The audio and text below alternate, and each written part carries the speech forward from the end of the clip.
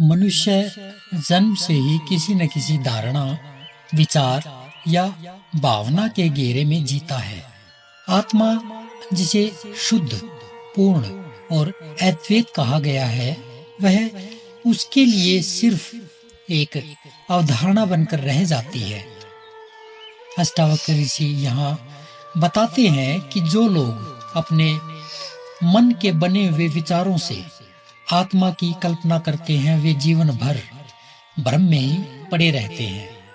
तो ये अष्टावक्र गीता का 18वां अध्याय है और 43वां श्लोक है।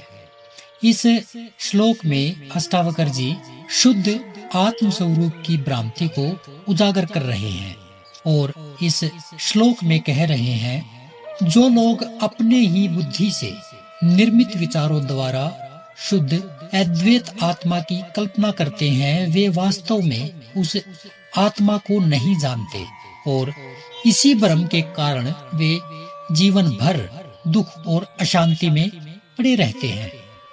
क्या कहा, जानेंगे। देखिए, मनुष्य जब आत्मा को जानने का प्रयास करता है, जरा इस वाक्य को अपने भीतर जाने दीजिए। क्या कहा, जब मनुष्य आत्मा को जानने का प्रयास करता है, जहाँ पे प्रयास शब्द आ रहा है वहां पे अहंकार भी साथ साथ चल के आ रहा है कि मैं जानूंगा उस आत्मा को, मेरे द्वारा ही जानी जाएगी वह आत्मा। मनुष्य जब आत्मा को जानने का प्रयास करता है तो अक्सर वह अपने भीतर, अपने मन के भीतर बनी धारणाओं में उस ज्ञान को परिभाषित करने लगता है। कौन से ज्ञान को? जो उसी के अहंकार और धारणाओं से बना है उसको। कोई उसे प्रकाश मानता है, कोई चेतना, कोई ऊर्जा, तो कोई उसे निर्विकार अस्तित्व मानता है। लेकिन वास्तव में जो कुछ भी मन से सोचकर, कल्पना करके आत्मा के रूप में समझा जा रहा है, वह सत्य नहीं है।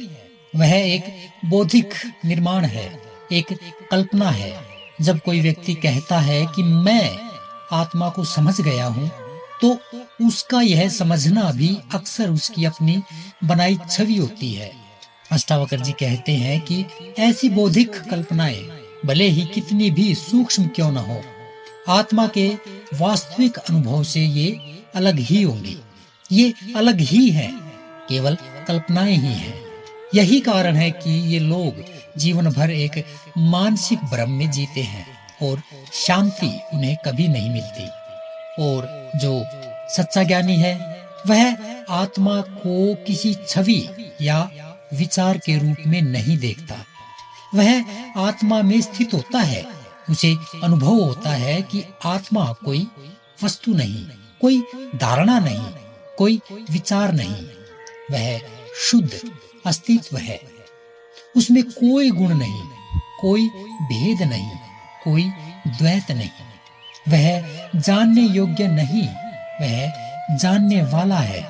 दूसरी ओर जो केवल पढ़कर, सुनकर या तर्क से आत्मा को समझना चाहते हैं, वे अपने ही विचारों के मकड़जाल में उलझे रहते हैं।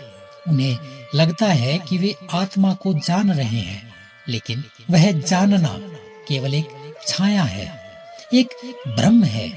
और इस भ्रम के कारण ही वे कभी भी अपने भीतर शांति को नहीं अनुभव कर पाते।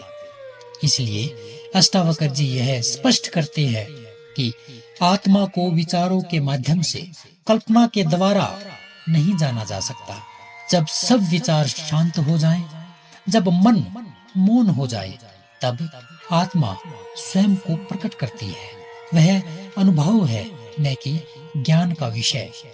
अंततः जो शुद्ध आत्मा को अपनी बौद्धिक धारणा से जानने की कोशिश करता है, वह आत्मा को नहीं जान पाता। पर जो उसे बिना किसी परिभाषा, बिना किसी प्रयास के बस मौन भाव से स्वीकार करता है, वही उसके स्वरूप में स्थित हो जाता है।